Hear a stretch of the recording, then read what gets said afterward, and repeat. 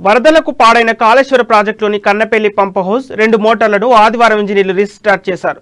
దాదాపు 5 నెలల తర్వాత మోటార్ల ద్వారా గోదావరి నీటిని గ్రానైట్ కెనాల్లోకి ఎత్తిపోశారు.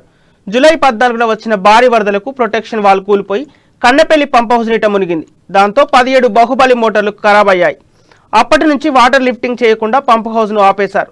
కొన్ని నెలలుగా వందలాది మంది ఇంజనీర్లు, వేలాది మంది కూలీలు పనిచేసి పంప్ హౌస్ను రిపేర్ చేశారు. పాడైపోయిన 11 మోటార్లను రిపేర్ చేసి వాటర్ పంపింగ్ స్టార్ట్ చేశారు. ఆదివారం నుంచి రోజుకొకటి 2 చొప్పున అన్ని మోటార్లకు టెస్ట్ చేస్తామని నీటిపారుదల శాఖ ఈఎన్సీ వెంకటేశ్వరు తెలిపారు. ఆదివారం మొదటి, 2వ మోటార్లను కొద్దిసేపు నడిపి టెస్ట్ చేసి ఆపేసినట్లు ప్రకటించారు.